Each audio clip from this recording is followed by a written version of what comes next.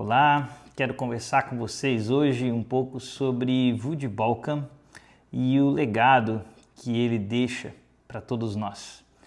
Ontem, infelizmente, dia 25 de setembro desse ano de 2025, Voddie Baucham morreu, fazendo de ontem um dia de tristeza para todos nós que ficamos, de grande lamento para sua família, mas de vitória para ele. Certamente ontem mesmo ele já estava com Cristo no paraíso, como um homem de Deus que era, como um grande anunciador do Evangelho, como aquele que colocava sua esperança de salvação exclusivamente em Jesus e na obra de Cristo na cruz. Então estamos certos de que ontem mesmo ele estava com o nosso Senhor no paraíso. E este homem de Deus, Voddie Baucham, deixa para nós um legado maravilhoso e é um pouco disso que eu quero conversar com vocês aqui, porque desde o início desse ano, quando eu conheci o Voddie, tenho acompanhado muito seus ensinos, suas palestras, temos alguns vídeos aqui no canal. Se você for ver na nossa playlist sobre a Bíblia, tem um lá muito importante, onde a gente fala por que nós confiamos na Bíblia. Esse vídeo lá é inteiramente baseado em uma palestra do Voddie Baucham sobre esse tema da confiança na Bíblia. Um dos vídeos recentes aqui do canal, Vivendo o Evangelho em Meio a uma Geração Perversa, também é baseado numa das últimas mensagens trazidas pelo Voddie no New St. Andrews College, que era onde ele estava agora há pouco tempo, trazendo pregações e palestras e inclusive uma entrevista com um rapaz chamado Lennox. E tanto na pregação quanto nessa entrevista que o Voddie deu, ele vai falar muito sobre esse assunto que está no momento sendo compartilhado de maneira muito incisiva por todos os meios de comunicação, que é a morte do Charlie Kirk e o motivo dele ter sido morto e tudo que envolveu isso.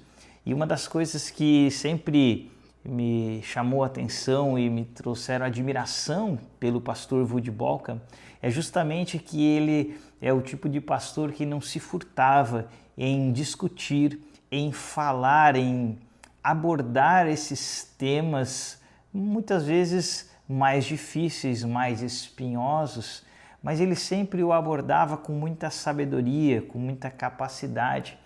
Então, nesses dias que ele estava lá nesse New St. Andrews College, ele falou muito sobre a razão de terem matado o Charlie Kirk e o impressionante, além disso, de que uma quantidade enorme de pessoas tenha comemorado e se alegrado e dito que Charlie Kirk, na verdade, mereceu ser morto, porque ele era alguém que propagava um discurso de ódio.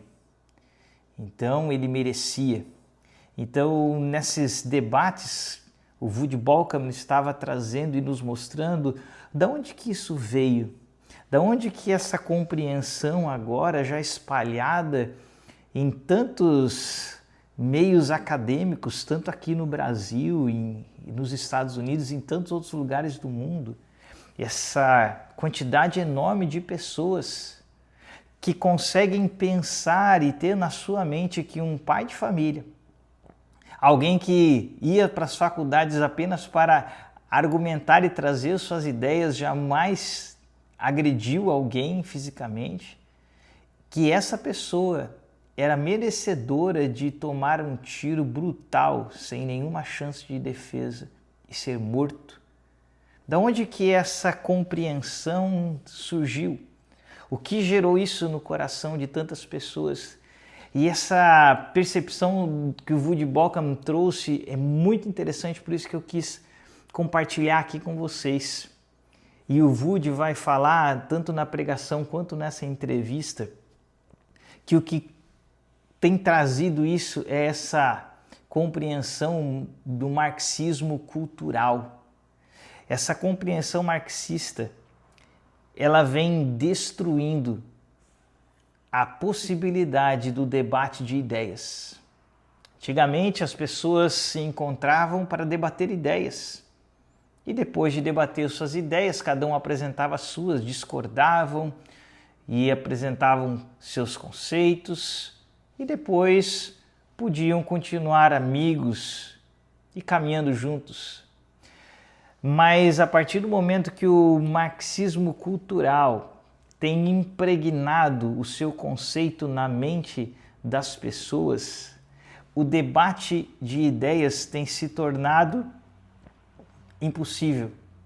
Veja, para você que não compreende ainda muito bem o que é esse marxismo cultural, é algo que vem sendo implementado na mente das pessoas já há muitos anos, né? Começa lá no século XIX, com o conceito da luta entre classes, trazendo esse conceito inicial do empregado, que é o oprimido, e o empregador, que é o opressor. Só que com o passar dos anos, isso foi se expandindo para todas as áreas da sociedade, esse conceito da luta entre classes, sempre enfatizando, tem alguém que é o oprimido e tem alguém que é o opressor. Isso passou para o âmbito da família, onde, de repente, o conceito bíblico de patriarcado, do homem da casa, do pai de família, daquele que é responsável pelo seu lar, de alguém que era o cuidador, passou a ser agora visto como, na verdade, o opressor. Aquele que oprimia a sua esposa, trazendo com isso todo o conceito do feminismo, onde a mulher precisava agora dar o seu grito de liberdade. Então, vai se trazendo e vai se infiltrando no meio da família. Os filhos agora não devem mais ser obedientes a seus pais. Não, os filhos devem estar livres para experimentar de tudo. Então, conceitos como a rebeldia e a ideologia de gênero vão tomando cada vez mais forma, onde cada um tem a liberdade de experimentar de tudo, para que então possa ser capaz de tomar suas decisões e não mais ser orientado, reprimido pelos seus pais. No âmbito da religião, o marxismo cultural entra muito forte, enquanto as escrituras, enquanto a igreja ensina que nós devemos, como seres pecadores que somos, reprimir, lutar contra os nossos impulsos carnais, contra aquilo que procede do nosso coração. Essa cultura marxista vai dizer: você não pode reprimir nada que vem do seu coração. Se você reprimir, isso é algo ruim, isso vai te deixar doente. Você tem que deixar aflorar tudo aquilo que está no seu coração, todos os sentimentos, e porque o que sai do seu coração é quem você realmente é. Então é sempre essa questão, você não pode se deixar oprimir pela religião. Então, percebe? É por isso que se chama de uma cultura marxista, porque tudo é em base do oprimido e do opressor. Então a família deixa de ser um ambiente seguro, mas passa a ser um ambiente onde o homem, que era para cuidar da sua casa, se torna o opressor. Os filhos, que eram para ser cuidados por seus pais, passam agora a se sentir oprimidos pela educação dos seus pais.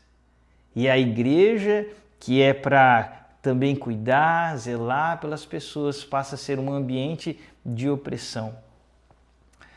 Então, tudo isso é esse ambiente dessa cultura marxista.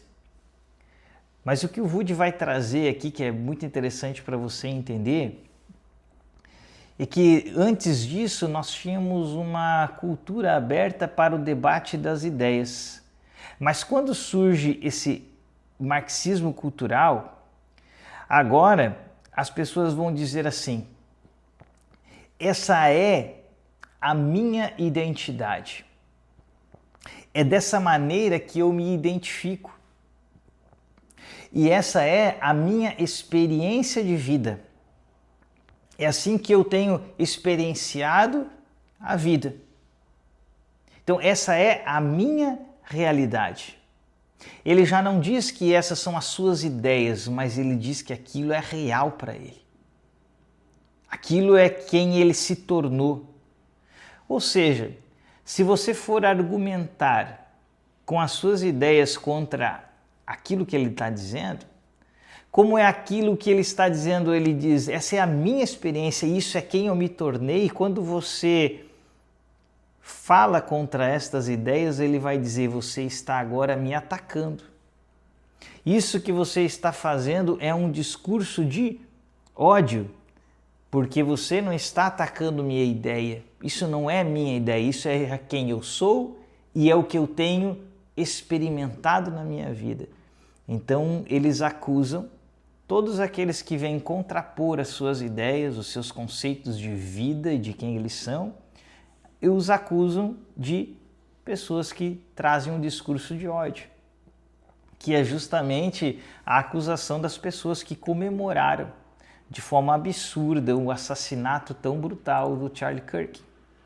Então, uma compreensão, um pensamento muito interessante que o Woody deixou para nós nos seus últimos dias de vida, de como esse marxismo cultural está destruindo a possibilidade de discutirmos ideias. Isso me lembrou que eu vi recentemente um vídeo de algumas pessoas, dos conservadores, tentando ir na faculdade, numa dessas federais, e tentando colocar uma mesa lá para discutir ideias e simplesmente de uma forma absurdamente agressivas, esses alunos com a mente totalmente sofrendo uma lavagem cerebral, eles vão lá com as suas aparências totalmente, aqueles estereótipos que a gente já conhece, eles vão lá, eles rasgam os cartazes que eles tinham levado, jogam suas mesas pelo chão,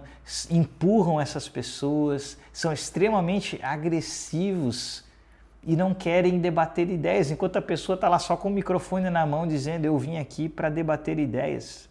Mas eles não aceitam, porque isso que o Woody trouxe é a grande realidade. Eles dizem, não, essa é a minha experiência de vida, isso é o que eu vivo, isso é a nossa identidade, isso é quem nós nos tornamos. E vocês não têm o direito de trazer ideias contrárias, porque se vocês trazerem ideias contrárias, vocês estão nos atacando. Isso é um discurso de ódio.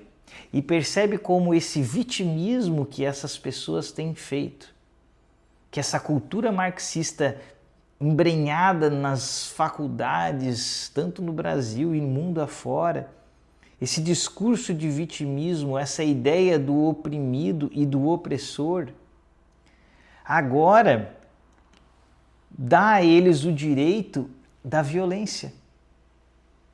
Eles se veem do direito de usarem de qualquer meio para se defenderem de nossas ideias, porque as nossas ideias são ideias opressoras e discursos de ódio, ou seja,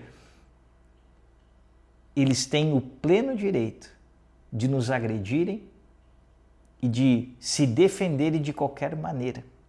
Porque qualquer ideia que nós tenhamos, todos os conceitos conservadores da Escritura, da Palavra de Deus, tudo aquilo que nós defendemos com relação à família, ao casamento entre homem e uma mulher, à fidelidade, à luta contra o pecado, à luta contra os impulsos errados da nossa natureza, qualquer discurso desse, nós estamos indo contra o que eles são. Então, nós estamos praticando um discurso de ódio. Eu fiquei com essa mensagem do Woody, queria compartilhar com você algo muito interessante para nós percebermos como isso tem adoecido a sociedade, como infelizmente muitos jovens têm tido as suas mentes completamente lavadas por esse discurso diabólico, por essa compreensão marxista muito perigosa. E o entrevistador, esse rapaz que viveu com o Woody, deu um testemunho muito bonito do Woody, porque o Woody Bauckham só estava agora há um ano ali nos Estados Unidos. Os últimos 10 anos o Woody passou em Zâmbia, lá na África, fazendo um projeto justamente de levar o evangelho, de anunciar a palavra de Deus.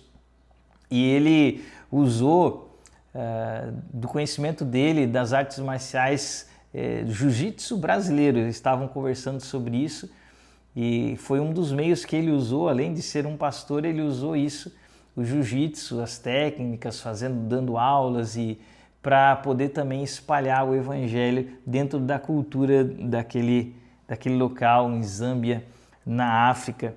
Então eles conversaram muito, e esse rapaz, pelo que eu vi, ele morou com o Woody, conviveu com seus filhos, com sua família, e deu um testemunho muito lindo, porque ele disse: as pessoas conhecem você, Woody, das grandes pregações, das grandes conferências, onde o Woody tinha se acostumado a pregar, na maioria delas, como um grande pregador que era.